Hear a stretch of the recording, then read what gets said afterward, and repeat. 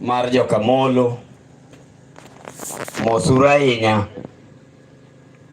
wito miyo ma migosi, to Nyasaye ong'eyo weche duto. Ne joko witi mosuru makende, nikech miyo en dongo mar pacho, to konindo to dala bedo gi chapni. Walemo kwariwo lambowa gi mag welo mobiro mondo Nyasaye osiru.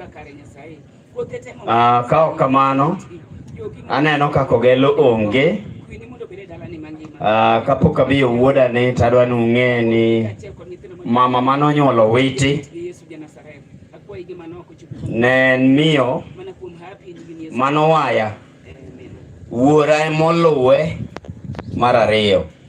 Koro arwako owadwa Eric mondo ibi machiegni imos chokruogni.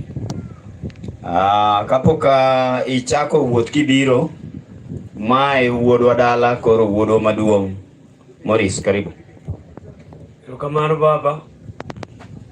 Ale joka Molo, owiti family, mosuru ahinya ne joma ong'eya nyithi Nyagongo te. Ung'eya kuma ni jochakore, to tho to nondiki. Wachung' kaka jokogelo, to watimonu mos ahinya, mang'eny ma dwawach ahinya, to onge. Wamiye wuonwa ni bende uwe matin.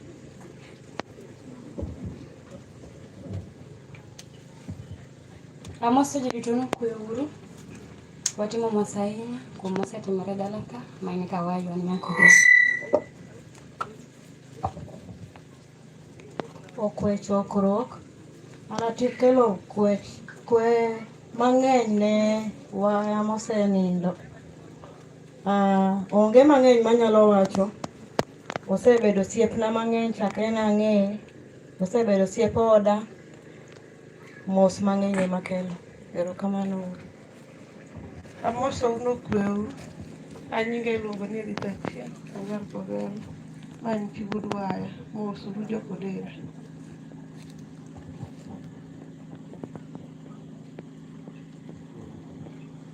Ago erokamano ni Nyasaye molosonwa thuolo mondo warom kaendi kawuono e liend chi Budwaya, Mama Margaret.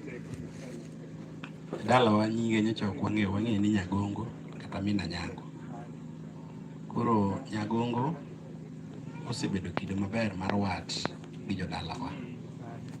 Ong'eyowa ka liel otimore to wanene. Ka wach moro chando ng'ato, idwa ni mondo konyi kata kod paro, to ne wanyalo wuoyo kode. Ing'e ni Budwaya ni ng'at ma ger. To Nyagongo kane nitie, en kata oyawo gero ne, to koro wawuoyo gi Nyagongo, en koro waweye. To wang'e ni weche dhi adhiya maber. Koro Nyagongo norito wat mikindwa kode kaka joka ner jaode, kendo nong'eyowa. Omiyo bedo ne olal, wawito kama duong' ahinya ka waya kanyo kaka wat.